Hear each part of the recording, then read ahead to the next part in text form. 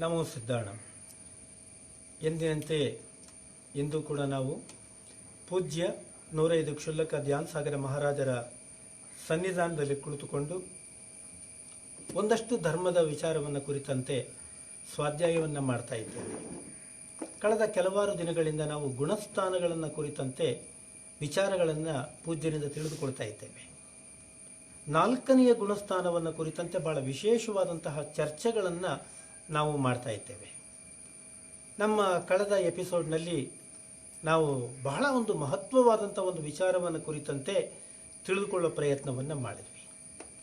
ಅದು ಯಾವುದು ಅಂತ ಹೇಳಿದ್ರೆ, ಸಂಯತ್ವ ಅನ್ನುವಂಥದ್ದಿದೆಯಲ್ಲ, ಅದರ ಸೂಕ್ಷ್ಮಾತಿ ಸೂಕ್ಷ್ಮವಾದ ವಿವರಗಳ ಚರ್ಚೆ ಈಗ ಇಲ್ಲಿ ನಡೀತಾ ಇದೆ. ಒಬ್ಬ ವ್ಯಕ್ತಿ 4ನೆಯ ಗುಣಸ್ಥಾನದಲ್ಲಿ ಆತನಿಗೆ ಜಿನವಾಣಿಯ ಬಗ್ಗೆ ನಂಬಿಕೆ ಇದೆ, ಶ್ರದ್ಧೆ ಇದೆ, ವಿಚಾರ ಇದೆ, ಎಲ್ಲವೂ ಇದೆ. ಆದರೆ ಕುಲ ಪರಂಪರೆ ಮತ್ತು ಬೇರೆ ಬೇರೆ ಕಾರಣಗಳಿಂದಾಗಿ ಕೆಲವು ಬಗೆಯ ಆಚರಣೆಗಳು ಆತನ ಬದುಕಿನಲ್ಲಿ ಬಂದಿರ್ತವೆ. ಆ ಆಚರಣೆಗಳ ಸಮೇತವಾಗಿ ಆತ ಸಂಯತ್ವವನ್ನು ರೂಪಿಸಿಕೊಳ್ಳುವಂಥ ಒಂದು ಹಂತದಲ್ಲಿ ಇರ್ತಾನೆ. ಬಹಳ ಮುಖ್ಯವಾಗಿ ನಾವು ಗಮನಿಸಬೇಕಾದಂಥ ವಿಚಾರ ಯಾವುದು ಅಂತ ಹೇಳಿದ್ರೆ, ಯಾವಾಗ ಒಮ್ಮೆ ನೀವು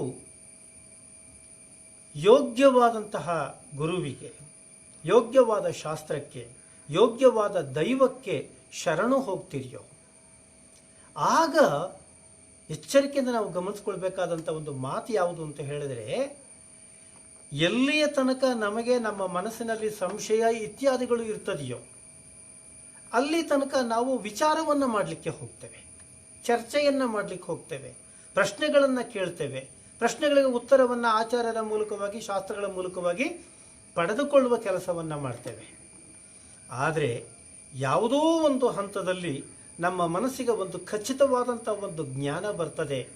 ಜಿನದೇವರೇ ದೇವ, ಜಿನಶಾಸ್ತ್ರವೇ ಶಾಸ್ತ್ರ, ಜಿನಗುರುಗಳೇ ಗುರುಗಳೇನಗೆ ಎನ್ನುವ ಭಾವನೆ ಯಾವಾಗ ನಮ್ಮ ಮನಸ್ಸಿನಲ್ಲಿ ಗಟ್ಟಿಯಾಗಿ ಬೇರೂರುತ್ತದೆಯೋ ಆಗ ಪ್ರಶ್ನೆಗಳಿಗೆ ಅಲ್ಲಿ ಜಾಗ ಇಲ್ಲ. ಆನಂತರ ಪ್ರಶ್ನೆಗಳು ಹುಟ್ಟೋದಿಲ್ಲ. ಜಿನವಾಣಿಯ ಮೇಲೆ ಪರಿಪೂರ್ಣವಾದಂತಹ ಶ್ರದ್ಧೆಯನ್ನು ನಾವು ಯಾವಾಗ ಇಡ್ತೇವೆ ಆಗ ಪ್ರಶ್ನೆಗಳಿಗೆ ಅವಕಾಶ ಬರೋದಿಲ್ಲ. ಸಂಯತ್ವ ಗಟ್ಟಿಯಾಗುವಂತಹ ಸ್ಥಿತಿ ಇದು. ಜಿನಶಾಸ್ತ್ರವನ್ನು ಕುರಿತಂತೆ ಗುರುಗಳ ಮುಖೇನ ಶಾಸ್ತ್ರವನ್ನು ನಾವು ಅಧ್ಯಯನವನ್ನು ಮಾಡಬೇಕು. ಗುರುರಹಿತವಾಗಿ ಶಾಸ್ತ್ರಗಳನ್ನು ನಾವು ಅಧ್ಯಯನ ಮಾಡಬಾರದು. ಇದಕ್ಕೆ ಏನು ಕಾರಣ? ಭಾಷೆಯಲ್ಲಿ ಕೆಲವು ಸಮಸ್ಯೆಗಳು ಬರ್ತದೆ. ಒಂದು ಪದಕ್ಕೆ ಹಲವು ಅರ್ಥಗಳು ಅಂತ ಕೆಲವೊಮ್ಮೆ ಬಂದುಬಿಡ್ತದೆ. ನಾವು ನಮ್ಮ ಬುದ್ಧಿಶಕ್ತಿಯ ಮಿತಿಯ ಒಳಗೆ ನಾವು ಅದನ್ನು ಅರ್ಥ ಮಾಡ್ಕೊಳ್ಳೋದಕ್ಕೆ ಹೊರಟಾಗ ಶಾಸ್ತ್ರಗಳನ್ನು ಅದು ಇರುವ ಹಾಗೆ ಅರ್ಥ ಮಾಡಿಕೊಳ್ಳದೆಯೇ ನಮಗೆ ಬೇಕಾದ ಹಾಗೆ ಅರ್ಥ ಮಾಡಿಕೊಳ್ಳುವಂತಹ ಒಂದು ಅಪಾಯ ಇರ್ತದೆ. ಹಾಗಾಗಿಯೇ ಜಿನವಾಣಿಯನ್ನು ಅದು ಇರುವ ಹಾಗೆ ಗ್ರಹಿಸದೆಯೇ ನಮಗೆ ಬೇಕಾದ ಹಾಗೆ ವಿಶ್ಲೇಷಣೆ ಮಾಡುವುದರ ಮೂಲಕವಾಗಿ ನಾವು ಜಿನವಾಣಿಗೆ ಅಪಚಾರವನ್ನು ಮಾಡ್ತಾ ಪಾಪದ ಕರ್ಮವನ್ನು, ಪಾಪದ ಬಂಧಕ್ಕೆ ನಾವು ಸಿಲುಕಿಕೊಳ್ತಾ ಇರ್ತೇವೆ. ಹಾಗಾಗಿಯೇ ಶಾಸ್ತ್ರಗಳ ಅಧ್ಯಯನ ಅನ್ನುವಂಥದ್ದು ಗುರು ಸಮ್ಮುಖದಲ್ಲಿ ಆಗಬೇಕು.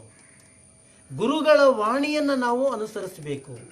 ಗುರುವಾಣಿಗೂ ಕೂಡ ಅವರಿಗೂ ಅದು ಸ್ವಂತ ವಿಚಾರ ಅಲ್ಲ. ಹೇಗೆ ಜಿನೇಂದ್ರ ಭಗವಾನನ ಆ ವಾಣಿ ಪರಂಪರೆಯಿಂದ ಆಚಾರ್ಯಗಳ ಮೂಲಕವಾಗಿ ಶಿಷ್ಯರ ಮೂಲಕವಾಗಿ ಅದು ನಮಗೆ ಆ ನಾಲೆಡ್ಜ್ ಹರಿದುಕೊಂಡು ಬಂದಿದೆಯೋ ಅದನ್ನು ನಾನು ನನ್ನ ಸ್ವಂತ ಬುದ್ಧಿ ಉಪಯೋಗಿಸಿ ಅರ್ಥ ಮಾಡ್ಕೊಳ್ತೀನಿ ಅನ್ನುವಂಥದ್ದು ತಪ್ಪಾಗ್ತದೆ. ಹಾಗಾಗಿಯೇ ನಮ್ಮಲ್ಲಿ ಶಾಸ್ತ್ರಗಳನ್ನು ತಿಳ್ಕೊಳ್ಬೇಕು ಅಂದರೆ ಗುರು ಮುಖೇನ ಶಾಸ್ತ್ರಗಳನ್ನು ಅಧ್ಯಯನ ಮಾಡಬೇಕು ಅಂತ ಹೇಳ್ತಾರೆ. ಒಡ್ಡಾರಾಧನೆ ನಾವು ಉದ್ದಕ್ಕೂ ನಾವು ಗಮನಿಸ್ತಾ ಇದ್ದೇವೆ. ಗುರುಗಳ ಪಾದ ಮುಳುಗಲೆ 12 ವರ್ಷಗಳ ತನಕ ದೀರ್ಘವಾದಂತಹ ಅಧ್ಯಯನವನ್ನು ಅವರು ಮಾಡ್ತಾರೆ ಅಂತ. ಇದರ ಅರ್ಥ ಇಷ್ಟನೇ, ಶಾಸ್ತ್ರಗಳನ್ನು, ಗುರುವಾಣಿಯನ್ನು, ಜಿನವಾಣಿಯನ್ನು ನಾವು ನಮಗೆ ಬೇಕಾದ ಹಾಗೆ ಅರ್ಥ ಮಾಡಿಕೊಳ್ಳದೆ ಅದು ಇರುವ ಹಾಗೆ ಅರ್ಥ ಮಾಡಿಕೊಳ್ಳುವ ಪ್ರಯತ್ನವನ್ನು ಮಾಡೋದಕ್ಕೆ ನಾವು ಗುರು ಸನ್ನಿಧಿಗೆ ಬರಬೇಕಾಗತ್ತೆ. ಆ ರೀತಿಯಲ್ಲಿ 4ನೆಯ ಗುಣಸ್ಥಾನದ ವಿವರಣೆಯನ್ನು ನಾವು ಮೊನ್ನೆ ತನಕ ಕೇಳಿದ್ದೇವೆ. ಇವತ್ತು ಅದರ ಮುಂದುವರೆದ ಸ್ವರೂಪವನ್ನು ನಾವೀಗ ಕೇಳಲಿಕ್ಕಿದ್ದೇವೆ. ಈಗ ಪುನಃ ನಾನು ಪೂಜ್ಯ ಧ್ಯಾನ ಸಾಗರ ಮಹಾರಾಜರ ಸನ್ನಿಧಾನಕ್ಕೆ ತಮ್ಮನ್ನು ಕರೆದುಕೊಂಡು ಹೋಗ್ತಾ ಇದ್ದೇನೆ.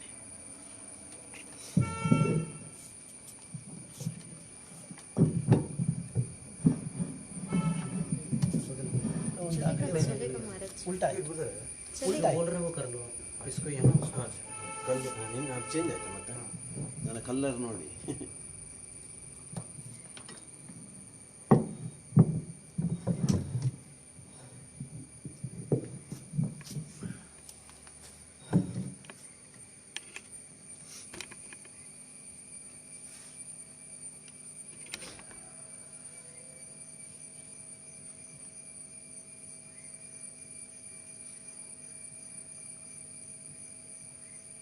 ओम नमः सिद्धिभ्यः। सम्यक दृष्टि के तत्वार्थ श्रद्धान का विवरण करते हुए आचार्य स्वामी कुमार मुनि ने कार्तिकेय अनुप्रेक्षा की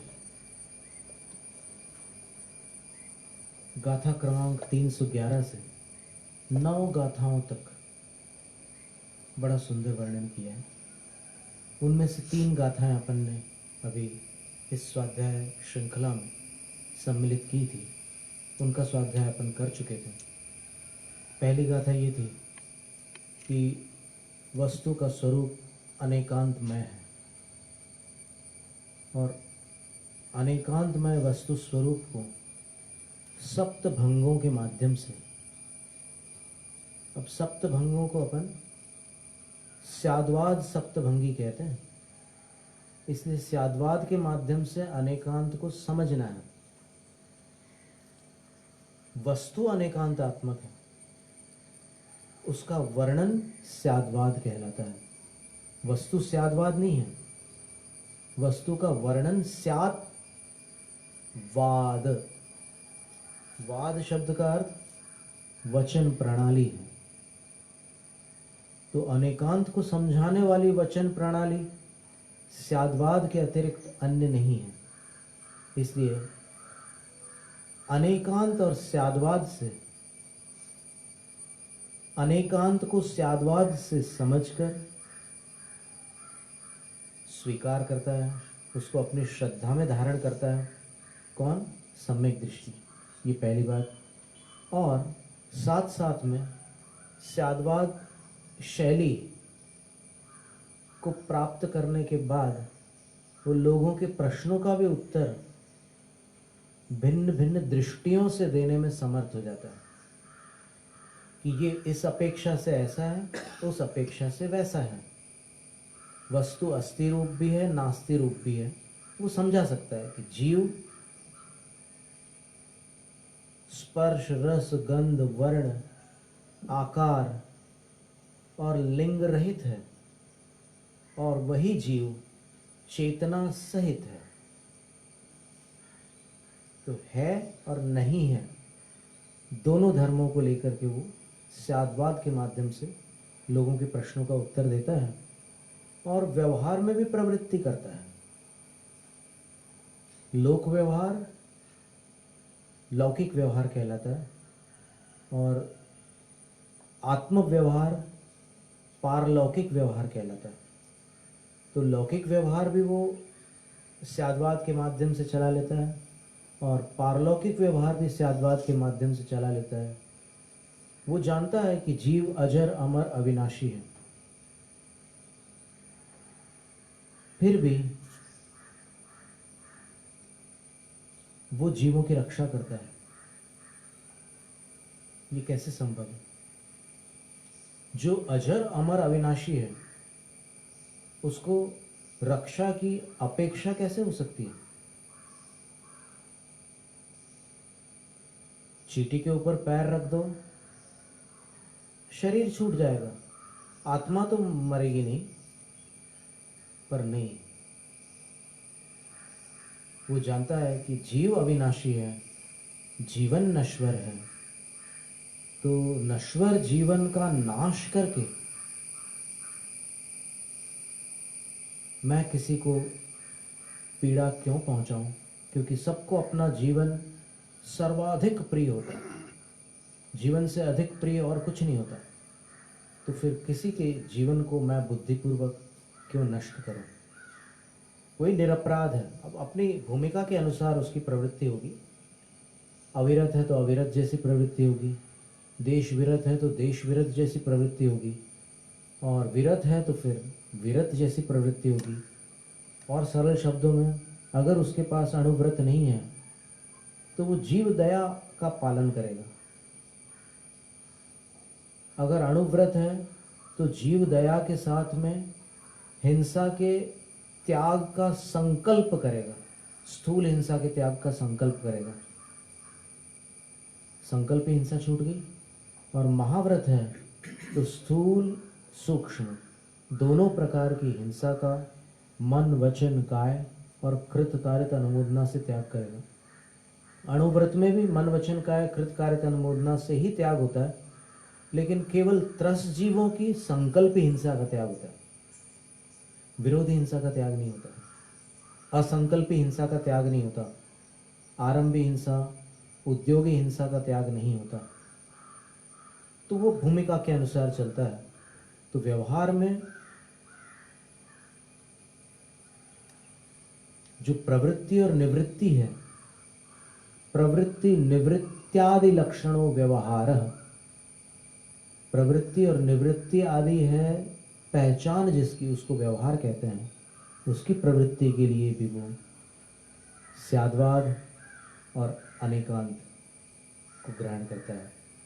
अनेकांत को स्याद्वाद से समझकर हृदय में ग्रहण करता है, और आचार विचारों में अनेकांत और स्याद्वाद, वचन प्रणाली में स्याद्वाद पूर्वक वस्तु की प्रस्तुति, और प्रवृत्ति निवृत्ति रूप व्यवहार में भी वो इसको स्वीकार करता है। ये पहली गाथा थी। दूसरी गाथा में ये था कि वो जीव आजीव आदि जो 9 पदार्थ हैं उनको आगम से मानता है, अपने मति ज्ञान से नहीं, आगम ज्ञान से मानता है, और नयों के माध्यम से अलग अलग दृष्टियों से उस वस्तु स्वरूप को और स्पष्ट जानता है। फिर तीसरी बात आई थी कि जो पुत्र स्त्री आदि सब पदार्थों में अभिमान रहित रहता है, घमंड नहीं करता। ये बड़ी सावधानी का विषय है। केवल इस घमंड से पहचान में आ जाता है कि मैं चूक रहा हूं।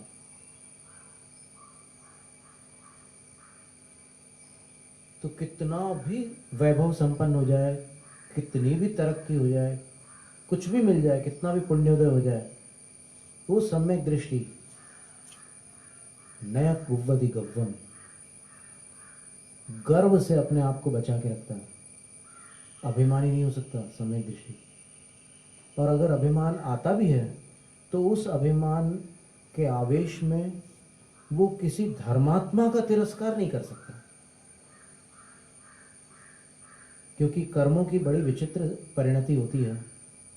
आ भी सकता है अभिमान, उसका निषेध नहीं कर रहे हैं, लेकिन उस अभिमान में किसी धर्मात्मा को नीचा नहीं दिखा सकता वो।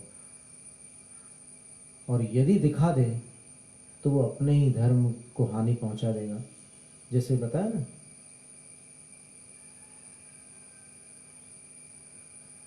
रत्नकंठ श्रावकाचार्य में एक श्लोक आता है, स्मैन योन्यानत्येति धर्मस्थान गर्विताशयः सोत्येति धर्ममात्मीयम न धर्मो धार्मिकैर्विना। जो अभिमानवश धर्म में विराजमान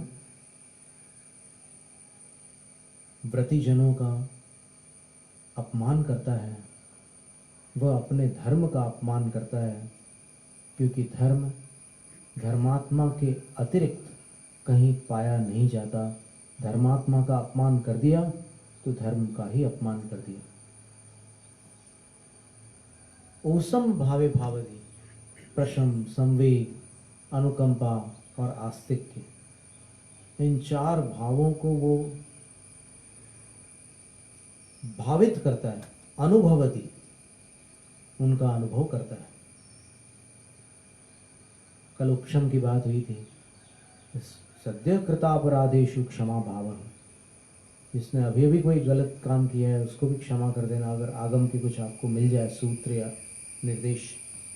जैसे लांतव देव के उपदेश से धर्मेंद्र ने उनको मृत्युदंड देना निरस्त कर दिया था, अर्थात जिसने उपसर्ग किया था मुनिराज पर उसको धर्मेंद्र ने मृत्युदंड नहीं दिया था, केवल एक शाप दे दिया। अब शाप और मृत्युदंड में बहुत भूमि आकाश पाताल का अंतर है। नहीं तो नागपाश में बांधकर समुद्र में डाल देने वाला था, लेकिन नहीं, प्रशम भाव रहता है सम्यक दृष्टि जीवन में। और धर्मेंद्र जन्मतः सम्यक दृष्टि नहीं होते, क्योंकि भवनत्रिक में उत्पत्ति मिथ्यात्व के साथ ही होती है, सम्यक के साथ नहीं होती। लेकिन चूंकि धर्मेंद्र समवसरण के एक प्रधान सदस्य हैं, भवनवासी देवों का जो कक्ष होता है उसमें 10 प्रकार के जो भवनवासी संबंधी निकाय भेद हैं, उनके प्रभेद हैं। निकाय तो भवनवासी है, लेकिन उसमें 10 भेद हैं। असुर कुमार, नाग कुमार, विद्युत कुमार, सुपर्ण कुमार, द्वीप कुमार, दिक् कुमार, ऐसे 10 भेद हैं। भवनवासिनो सुरनाग विद्युत सुपर्णाग निवात स्तनितो दधित द्वीप दिक् कुमारा, ये सूत्र आता है तत्वार्थ में। तो एक एक समूह के 2-2 इंद्र हैं, और इंद्रों को भगवान की सेवा में उपस्थित रहना अनिवार्य है। वो भले रूप बना करके उपस्थित रहे, लेकिन वहाँ रहना ही होगा उनको समवसरण में। और समवसरण के विषय में एक नियम है, तिलोय पंडित ग्रंथ में बताया, मिच्छा इट्ठी अभगवा तेसु असन्नी न होन्ति कईयाईं तहे अनज्जवसाया संदेहा विविह विवरिया। पहले हम बतला चुके हैं था कि उन 12 सभाओं के अंदर समवसरण में मिथ्या दृष्टि जीव जाते हैं, लेकिन भगवान की जो उपदेश सभा है, जहां दिव्य ध्वनि सुनाई देती है, वहां पर मिथ्या दृष्टि नहीं होते, अभव्य नहीं होते, असैनी नहीं होते,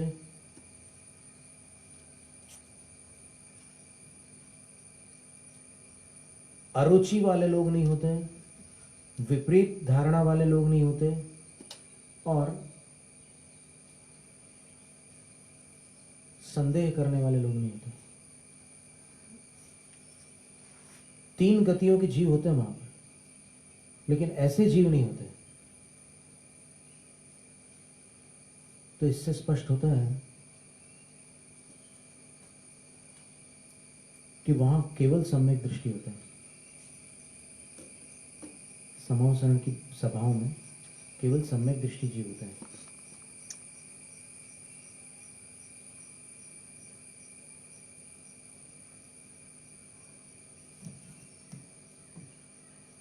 ध्यान बैठ गया थोड़ा सा। Actually that lizard was going to catch that moth,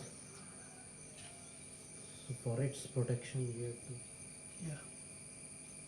put off those lights through somewhere. तो अपना मेन स्ट्रीम क्या चल रही थी अपनी? सम्यक का बिना समवसरण को न प्रवेश नहीं करेंगे। हाँ, तो बात ये चल रही थी कि वहाँ पर जो सभाओं में जो देव पहुँच जाते हैं वो नियम से सम्यक दृष्टि होते हैं, क्योंकि सर्वप्रथम उनको मानस स्तंभ के पास आकर के मान छोड़ना पड़ता है। बिना मानस स्तंभ के दर्शन के वहाँ अंदर कोई जा नहीं सकता, बीच से कोई रास्ता नहीं अंदर जाने का। पहले मानस स्तंभ के पास अपने मान कषाय को छोड़ना होता है, और फिर भगवान के दर्शन के बाद मिथ्यात्व ठहर नहीं सकता। यानी ये नियम है कि जैसे ही मानस स्तंभ के दर्शन होंगे विनम्रता आ जाएगी, और जैसे ही भगवान के दर्शन होंगे मिथ्यात्व समाप्त हो जाएगा। बल्कि यहाँ तक बताया कि इंद्रभूति गौतम गणधर जब वहाँ गए थे, जब वो गणधर नहीं थे तो अभिमान के साथ गए थे, पर मानस स्तंभ के पास अभिमान रहित हो गए। फिर क्रम से उनको सारे सम्यक प्राप्त हो गया। औपशमिक भी हुआ उसी भव में, शायोपशमिक भी हुआ उसी भव में, और अंत में क्षायिक भी हो गया। तो धर्मेंद्र सम्यक दृष्टि जीव होते हैं, जन्मतः मिथ्यात्व होते हुए भी नियम से सम्यक दर्शन प्राप्त हो जाता है। और उनके साथ जो जाने वाले होते हैं, उनकी इंद्राणियां, क्या वो मिथ्या दृष्टि रह जाएंगी? क्या नहीं रह सकती, वो भी सम्यक को प्राप्त हो जाती है। तो धर्मेंद्र और पद्मावती दोनों सम्यक दृष्टि जीव होते हैं। और फिर ये जो कल एक वृत्तांत सुनाया था कि लांतव देव जब धर्मेंद्र को समझाता है, यहाँ हमने सम्यक दृष्टि के अंदर उदाहरण क्यों दिया धर्मेंद्र का? क्योंकि वो सम्यक दृष्टि था। वो बात को मान जाता है और उसके बाद फिर क्षमा भी कर देता है। दंड देने के बाद, शाप देने के बाद क्षमा भी कर देता है। और फिर अपने मन को इतना शांत कर लेता है वो धर्मेंद्र कि आगामी भाव में वो विमलनाथ भगवान के द्वितीय गणधर के पद को प्राप्त होता है, वो धर्मेंद्र। और जो लांतव देव थे, जो उनके पूर्व जन्म की माँ थी रामदत्ता रानी, वो विमलनाथ भगवान के प्रथम गणधर के पद को प्राप्त होती है। प्रथम गणधर का नाम था मेरू। उन्हीं के नाम से माला में मेरू होता है, उसकी भी एक कथा है। उन्हीं के नाम से माला में मेरू, क्योंकि मेरू गणधर के ऊपर उपसर्ग किया था फिर उस विद्याधर ने कालांतर में। और उस उपसर्ग में मेरू गणधर ने सक्षम होकर के भी क्षमा भाव धारण किया, तब उनको केवल ज्ञान हो जाता है। इंद्र आकर के ज्ञान कल्याण की पूजा करते हैं। जिनको भी केवल ज्ञान होता है उन सब की पूजा करते हैं इंद्र, सौधर्म इंद्र। तो आकर के पूजा करते हैं और फिर उपदेश सभा की रचना होती है और इंद्र प्रश्न करते हैं, हे भगवान, आप तो जिस विद्याधर ने आपके ऊपर उपसर्ग किया उसको ऐसे देखते आंखों से तो उसका विमान भस्म हो जाता। वो शक्ति आपके पास थी, उसने उपसर्ग क्यों किया और आपने क्षमा क्यों किया? तो उत्तर देते हैं कि उसने तो पूर्व भाव की कषाय से उपसर्ग किया। जब मैं राजा था तब मैंने एक अपराधी को दंडित किया था। वो अपराधी मरकर विद्याधर बन गया और उसका विमान मुझ पर रुक गया, और मैं चरम शरीर था, तो चरम शरीर के ऊपर से कोई निकल नहीं सकता। तो फिर उसको कषाया गया। उसकी विद्याधरी ने बहुत रोका लेकिन नहीं माना, क्योंकि उसका बांधा हुआ बैर था। और मैं अगर इसका विमान भस्म करता तो मैं अपने कर्म भस्म नहीं कर पाता, इसलिए मैंने क्षमा कर दी। इंद्र कहता है कि मैं चाहता हूं कि आपकी क्षमा का युग युगांत तक भव्य जीव स्मरण करें, इसलिए आज से मैं माला की जो गांठ है उसमें आपकी स्थापना करता हूं। जब भी कोई भव्य जीव माला फेरेगा तो वो 108 दानों में तो मंत्र की जप करेगा, उसके बाद 3 दानों में रत्नत्रय को नमस्कार करेगा और गांठ को हाथ में पकड़ करके आपका स्मरण करेगा कि हे मेरु मुनिराज, मुझे भी क्षमा करने की शक्ति दो। ऐसी स्थापना की। तो वो क्षमा भी एक प्रकार से प्रशम भाव है। फिर अनुकंपा भी होती है, आस्तिक्य भी होता है, संवेग भी होता है, सम्यक दृष्टि के पास चारों भाव होते हैं। तो इनको वो भावित करता है और अपने आप को तृण मात्र समझता है, छोटे से छोटा समझता है। चौथी गाथा में आचार्य महाराज ने एक विचित्र बात कही है, जिसको लेकर के कुछ प्रश्न भी उठ सकते हैं किसी के मन में।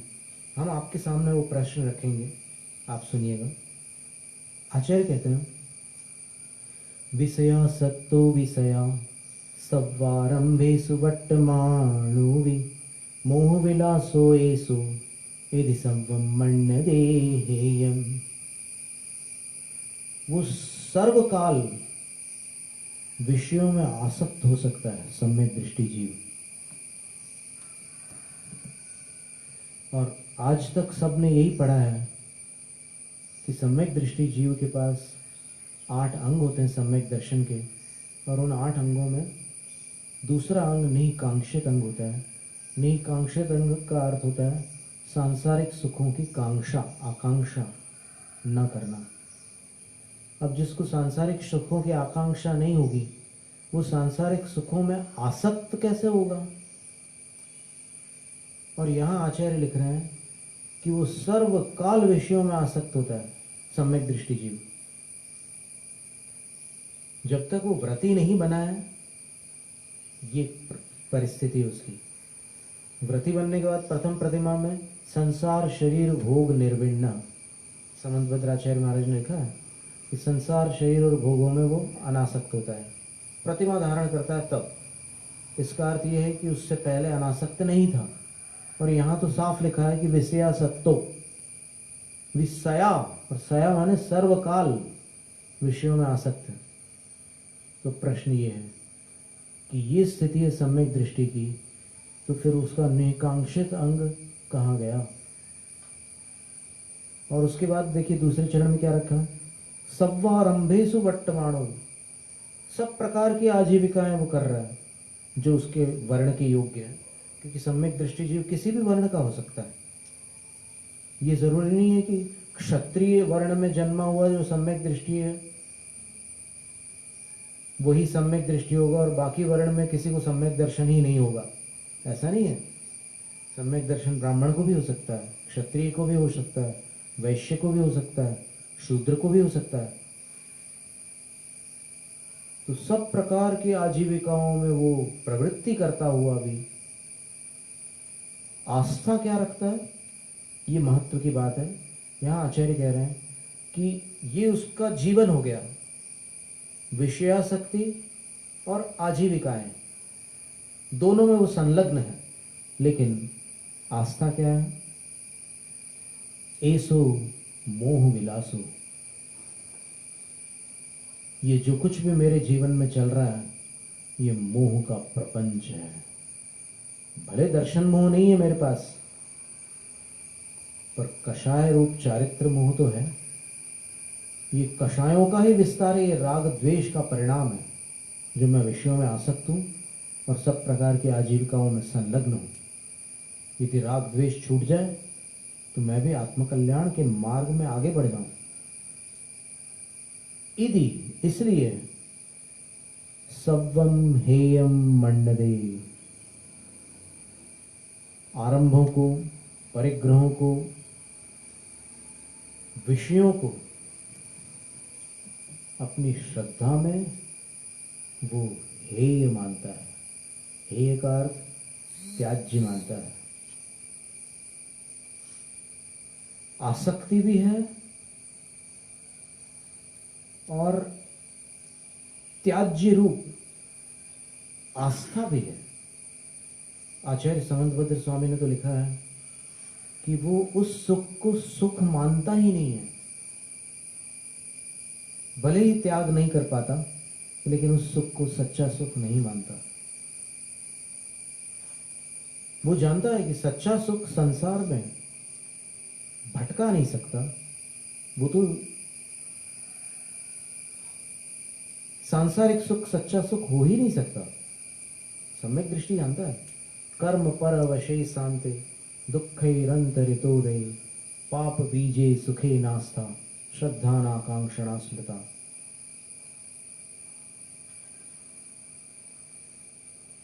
कर्माधीन है सांसारिक सुख। पुण्य का उदय हो तो सांसारिक सुख हो, न हो तो न हो। परवश, और वो पराधीन भी है। विषय का आलंबन लिए बिना सांसारिक सुख होता नहीं। रसना इंद्रिय संबंधित सुख प्राप्त करना है आपको, तो केवल YouTube में लड्डू बनाने की विधि देखने से प्राप्त नहीं होगा वो सुख। लड्डू का जिह्वा से संपर्क कराना पड़ेगा, उसके बिना नहीं हो सकता। तो पराधीन हुआ कि नहीं हुआ, किसी बाह्य वस्तु के अधीन हुआ कि नहीं, निश्चित हुआ। फिर तीसरी विशेषता क्या है सांसारिक सुख की? दुःखैरन्तरितोदये, सुख होता है वो चल तो सकता नहीं, जब तक हो रहा है तभी तक होता है। फिर दोबारा जब सुख होगा उसके बीच में क्या होगा? दुख। तो दुखों से जो अंतराल को प्राप्त है। और इसके उपरांत एक विशेषण ये दिया, वो पाप का कारण है। सांसारिक सुख भोगने वाले को पुण्य का बंध नहीं होता, उस समय केवल उस राग के कारण, विषयानुराग के कारण पाप का आश्रय होता है, बंद होता है। तो ऐसे सुख के प्रति नास्था, उसको आस्था नहीं रहती। भले वो छोड़ नहीं पा रहा है, कषाय का ऐसा उदय है कि छूट नहीं रहा है राग, लेकिन उसको सच्चे सुख की आस्था उस सुख में नहीं है। जैसे किसी बच्चे को माँ पालती है, उसके प्रति उसको पुत्र की आस्था नहीं होती, पर पालन पूरा करती है। जैसे कर्ण का पालन राधा ने किया था, तो राधा कर्ण को अपना पुत्र नहीं मानती थी, अनुराग भरपूर था उसका, लेकिन अंदर से श्रद्धा क्या थी, मान्यता क्या थी कि पुत्र तो किसी और का है, मेरा नहीं। इसी प्रकार एक विद्वान हुए 200 वर्ष पहले, उन्होंने भी एक दुकानदार का उदाहरण दिया है, पंडित टोडरमल जी ने। उन्होंने एक उदाहरण दिया है कि दुकानदार के यहाँ पर जो मुनीम होता है, कैशियर, वो भी इंटरैक्ट करता है, सब ग्राहकों के साथ संपर्क करता है, और जो उसकी शब्दावली होती है वो मालिक के समान होती है कि हमारे यहाँ ऐसा है, ये हमारा माल, और ये सब बोलता है वो।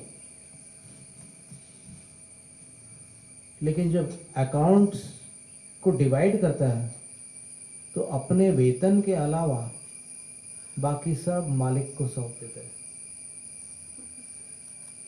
बस ठीक इसी प्रकार सम्यक दृष्टि जीव लोक व्यवहार में मेरा तेरा सब करता है, राग द्वेष जमाने की सब चेष्टाएं करता है, लेकिन जब श्रद्धा की बात आती है तब वो ये देखता है कि मेरे सिवाय तो मेरा कोई नहीं है।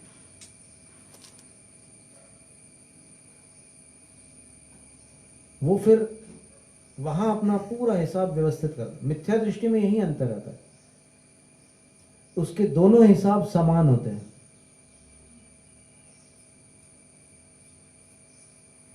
ये 2 का हिसाब 2 ही रखता है, वो 2 का हिसाब 1 रखता है, मिथ्या दृष्टि। इतना फर्क है। तो उसको सुख के प्रति सुख की आस्था नहीं है, वो पता है कि ये सुख सुख नहीं है, ये सुखाभास है, और इसलिए अनाकांक्षणा, उसकी श्रद्धा में वो सुख सुख नहीं है, इसलिए वो उसके प्रति आकांक्षा नहीं है उसकी। राग में आकांक्षा है, लेकिन सम्यक दर्शन में आकांक्षा नहीं है। सम्यक दर्शन में आकांक्षा का न होना निकांक्षित अंग है। राग न होना विरागता है, निकांक्षित अंग नहीं है। राग होना कांक्षा नहीं है। कांक्षा आस्था में उसको सुख मान करके चाहने का नाम है। वो आस्था में उसको सुख नहीं मानता, इसलिए उसका निकांक्षित अंग होता है। और उसकी परीक्षा देखिए, उसके लिए दृष्टांत दिए हैं कि अनंतमती के जीवन में कितने प्रलोभन आए। उससे कहा कि तुम बस अपना ब्रह्मचर्य का विकल्प छोड़ दो, तुम महारानी बन जाओगी, तुम मालामाल हो जाएगी। लाख कितने प्रलोभन आए उनके जीवन में, लेकिन वो जो व्रत था वो उनने गुरु से लिया था, और वो आस्था के क्षेत्र का व्रत था, अनास्था से लिया हुआ व्रत नहीं था। वो उसके लिए धर्म था, प्राणों से अधिक महत्वपूर्ण था। पंडित जगनमोहन लाल जी कहते थे कि जिस जीव के लिए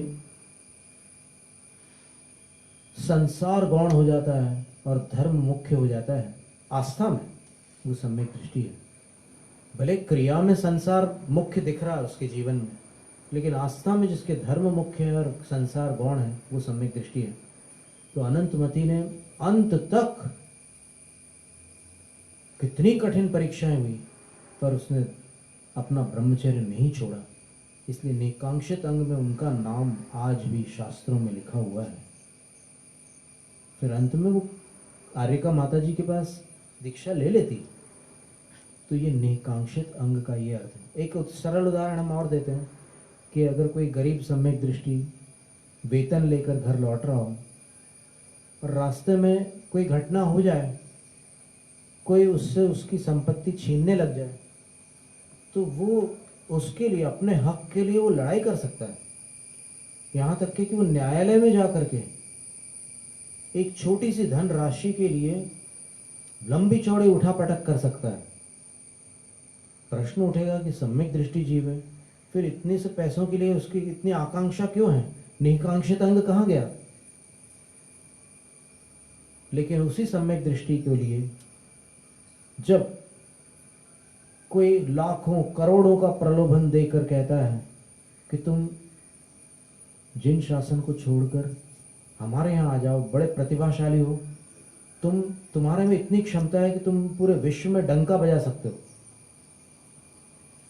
तो तुम हमारे यहाँ आकर के प्रभावना का काम करो, हम तुम्हें प्रमुख वक्ता बनाते हैं और तुम्हें जितनी संपदा चाहिए हो ले लो, लाखों करोड़ों की संपदा हम देने को तैयार हैं, तुम विश्व गुरु बन जाओ, पर जिन शासन को छोड़ दो। वो कहता है कि मैं भूखा मर जाऊंगा तो भी मैं अपनी मृत्यु नहीं मानूंगा, भूख से मर जाने को मैं अपनी मृत्यु नहीं मानूंगा, लेकिन आस्था से मर गया तो मैं भव भवांतरों के लिए मर गया ऐसा मानूंगा। ये उसका निकांक्षित अंग है। जैनम जय कुशासन।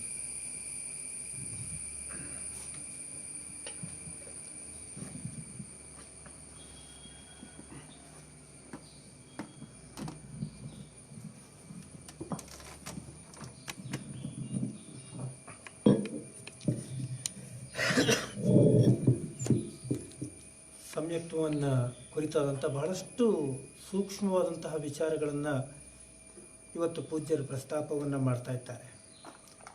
ಸಮ್ಯಕ್ತ್ವದ ಪ್ರಧಾನವಾದಂತಹ ಲಕ್ಷಣಗಳಲ್ಲಿ ನಿಷ್ಕಾಂಕ್ಷಿತ ಲಕ್ಷಣ ಇರಬೇಕು. ಅಂದರೆ ತನ್ನದಲ್ಲದ ಪರವಾದ ಎಲ್ಲ ವಸ್ತುಗಳನ್ನು ಕುರಿತಾದಂತೆ ಆಕಾಂಕ್ಷಾರಹಿತವಾದಂಥ ಒಂದು ಮನಸ್ಸಿನ ಸ್ಥಿತಿ ಇರಬೇಕು. ಇದು ಅದರ ನಿಯಮ. ಸಮಸ್ಯೆ ಏನು ಅಂದರೆ, ನಾಲ್ಕನೆಯ ಗುಣಸ್ಥಾನದಲ್ಲಿರುವಂತಹ ಒಬ್ಬ ಸಮ್ಯಕ್ತ್ವದ ವ್ಯಕ್ತಿ, ಆತ ಭೋಗೋಪಭೋಗಗಳಲ್ಲಿಯೂ ಆಸಕ್ತನಾಗಿರ್ತಾನೆ ಅನ್ನುವಂಥದ್ದು ಕೂಡ ಆಚಾರ್ಯರ ಒಂದು ಅಭಿಮತ ಇದೆ. ಒಂದು ಕಡೆ ಭೋಗೋಪಭೋಗಗಳಲ್ಲಿ ಆಸಕ್ತಿ, ಇನ್ನೊಂದು ಕಡೆ ನಿಷ್ಕಾಂಕ್ಷಿತ, ಇವೆರಡನ್ನೂ ಹೇಗೆ ಜೋಡಿಸೋದು ಅನ್ನುವಂತಹ ಒಂದು ಸಮಸ್ಯೆ ಅಥವಾ ಪ್ರಶ್ನೆ ಅಥವಾ ಸವಾಲು ನಮ್ಮ ಮುಂದೆ ಬರುತ್ತೆ. ಒಬ್ಬ ವ್ಯಕ್ತಿ ಸಮ್ಯಕ್ತ್ವಶಾಲಿ ಆಗಿರಬಹುದು, ಆದರೆ ಲೌಕಿಕವಾದ ತನ್ನ ಬದುಕಿನಲ್ಲಿ ತನ್ನ ಒಂದು ಹಕ್ಕಿಗಾಗಿ ಹೋರಾಡಲೂಬಹುದು. ಯಾರೋ ಒಬ್ಬ ವ್ಯಕ್ತಿ ಬಂದು ನನ್ನ ಜೇಬಿನಲ್ಲಿರುವ ದುಡ್ಡು ಕಿತ್ಕೊಳ್ತಾನೆ ಅಂತಾದರೆ, ನಾನು ನನ್ನ ಶ್ರಮದ ದುಡಿಮೆಯ ಆ ಹಣವನ್ನು ರಕ್ಷಣೆ ಮಾಡಲಿಕ್ಕಾಗಿ ನಾನು ಹೋರಾಟ ಮಾಡ್ತೇನೆ. ಹಾಗಾದರೆ ಒಂದು ಪ್ರಶ್ನೆ ಬರುತ್ತೆ, ಇಷ್ಟು ಸಣ್ಣ ದುಡ್ಡಿಗೋಸ್ಕರ, ಹಣಕ್ಕೋಸ್ಕರ ಇವನು ಆಸೆ ಪಡ್ತಾ ಇದ್ದಾನೆಯಾ ಅಂತ. ಅಲ್ಲಿ ಆಸೆ ಪಡ್ತಾ ಇದ್ದಾನೆ ಅನ್ನುವಂಥದ್ದು ಆತನ ಮೇಲಿರುವ ಹಣದ ಮೇಲಿನ ವ್ಯಾಮೋಹಕ್ಕಾಗಿ ಅಲ್ಲ. ಆ ಸೂಕ್ಷ್ಮವನ್ನು ನಾವು ತಿಳ್ಕೊಳ್ಬೇಕು. ಅಲ್ಲಿ ಹೋರಾಟ ಅನ್ನುವಂಥದ್ದು ತನ್ನ ಹಕ್ಕಿಗಾಗಿ ನಡೆಸುವಂತಹ ಒಂದು ಹೋರಾಟ ಆಗಿರ್ತದೆ. ಎಲ್ಲ ವಿಧವಾದಂತಹ ಲೌಕಿಕವಾದ ಕಾಮನೆಗಳು ನಾಲ್ಕನೆಯ ಗುಣಸ್ಥಾನದಲ್ಲಿರುವಂತಹ ಸಮ್ಯಕ್ತ್ವಶಾಲಿ ವ್ಯಕ್ತಿಯಲ್ಲಿ ಇರ್ತದೆ. ಭೋಗೋಪಭೋಗಗಳಲ್ಲಿ ಆಸಕ್ತಿ ಇರ್ತದೆ. ಆತ ವ್ಯಾವಹಾರಿಕವಾದ ಬದುಕಿನಲ್ಲಿ ತನ್ನನ್ನು ತಾನು ತೊಡಗಿಸಿಕೊಂಡಿರ್ತಾನೆ. ಹಾಗಾಗಿಯೇ ಆತನ ಬಳಿಯಲ್ಲಿ ಎಲ್ಲ ವಿಧವಾದ ರಾಗದ್ವೇಷಾದಿ ಭಾವನೆಗಳು ಕೂಡ ಇರ್ತದೆ. ಆದರೆ ಇವೆಲ್ಲವೂ ಕೂಡ ಆತನ ಕರ್ಮಾಂತರದ ಕಾರಣದಿಂದಾಗಿ ಉಂಟಾಗಿರುವಂಥದ್ದು ಅನ್ನುವುದನ್ನು ಮೊದಲು ಆತ ಸ್ಪಷ್ಟವಾಗಿ ತಿಳ್ಕೊಂಡಿರ್ತಾನೆ. ತನ್ನ ಬದುಕಿಗಾಗಿ, ತನ್ನ ಜೀವನದ ಹಕ್ಕಿಗಾಗಿ ಹೋರಾಡುವಂತಹ ಆ ವ್ಯಕ್ತಿಯ ಅಂತರಂಗದ ಒಳಗೆ ಒಂದು ಖಚಿತವಾದಂಥ ತಿಳುವಳಿಕೆ ಇರ್ತದೆ. ಬಾಹ್ಯವಾದದ್ದು ಯಾವುದೂ ಕೂಡ ತನ್ನ ಆತ್ಮನಿಗೆ ನೇರವಾಗಿ ಸಂಬಂಧಿಸಿದ್ದು ಅಲ್ಲ ಅಂತ. ಹಾಗಾದ್ರೂ ಯಾಕಲ್ಲಿ ಹೋರಾಡ್ತಾ ಇದ್ದಾನೆ? ಯಾಕೆ ಅಂತ ಹೇಳಿದ್ರೆ ಇನ್ನೂ ಕೂಡ ಆತನಿಗೆ ಆ ಕರ್ಮ ಪರಂಪರೆಯಿಂದ ನಿರ್ಜರೆ ಆಗಲಿಲ್ಲ. ಇನ್ನೂ ಕೂಡ ಆ ಹಿಂದಿನ ಆ ಒಂದು ಲೋಭ, ಮೋಹ, ಮದ, ಮತ್ಸರಾದಿ ಕಷಾಯಗಳು ಏನಿದೆ ಆ ಕಷಾಯಗಳಿಂದ ವಿಮುಕ್ತಿ ಆತನಿಗೆ ಸಿಕ್ಕಿಲ್ಲ. ಎಲ್ಲಿಯ ತನಕ ಕಷಾಯಗಳಿಂದ ವಿಮುಕ್ತಿ ಸಿಗೋದಿಲ್ಲ ಅಲ್ಲಿ ತನಕವೂ ಕೂಡ ಸಮ್ಯಕ್ತ್ವ ಅನ್ನುವಂಥದ್ದು ಸ್ಥಿರವಾಗಿ ಉಳಿಯುವಂಥದ್ದು ಅಲ್ಲ. ಸಮ್ಯಕ್ತ್ವ ಇದೆ, ಆದರೆ ಕಷಾಯಗಳು ಆ ಸಮ್ಯಕ್ತ್ವದ ಮೇಲೆ ಪ್ರಭಾವವನ್ನು ಬೀರ್ತಾ ಇರ್ತದೆ. ಈ ಒಂದು ಸೂಕ್ಷ್ಮವಾದಂತಹ ಒಂದು ವಿವರಣೆಯನ್ನು ನಾವು ಅರ್ಥ ಮಾಡ್ಕೊಂಡ್ಬಿಟ್ರೆ ನಿಷ್ಕಾಂಕ್ಷಕ್ಕೂ ಮತ್ತು ಭೋಗೋಪಭೋಗಗಳಲ್ಲಿ ಆಸಕ್ತಿ ಇರುವುದಕ್ಕೂ ಪರಸ್ಪರ ವಿರೋಧ ಇಲ್ಲ ಅನ್ನೋದನ್ನು ನಾವು ತಿಳ್ಕೊಳ್ಬೇಕು. ಎಲ್ಲಿ ಆಕಾಂಕ್ಷೆಯೇ ಇರಬಾರ್ದು ಅದು ಆಕಾಂಕ್ಷೆ. ಆದರೆ ಇಲ್ಲಿ ಭೋಗೋಪಭೋಗಗಳಲ್ಲಿ ಆಸಕ್ತಿ ಇದೆ. ಯಾಕೆ ಅಂತ ಹೇಳಿದ್ರೆ ಈ ತನಕ ಬಂದಿರುವಂತಹ ಆ ಕರ್ಮದ ಒಂದು ಆವರಣ ಏನಿದೆ ಇನ್ನೂ ಕೂಡ ಆ ಆವರಣ ಗಟ್ಟಿಯಾಗಿ ಉಳಿದುಕೊಂಡದ್ದು ಕಾರಣವಾಗಿದೆ ಎನ್ನುವಂತಹ ಮಾತುಗಳನ್ನು ನಾವು ಸರಿಯಾದ ಅದರ ಸರಿಯಾದ ನೆಲೆಯಲ್ಲಿ ಗ್ರಹಣೆಯನ್ನು ಮಾಡ್ತಾ 4ನೆಯ ಗುಣಸ್ಥಾನದ ಈ ಒಂದು ಸೂಕ್ಷ್ಮವಾದ ವಿವರಣೆಗಳನ್ನು ನಾವು ಅರ್ಥ ಮಾಡಿಕೊಳ್ಳೋ ಪ್ರಯತ್ನವನ್ನು ಮಾಡಬೇಕಾಗಿದೆ. ನಮೋ ಸಿದ್ಧಾಣಂ ವರ್ಧತಾಂ ಜಿನಶಾಸನಂ.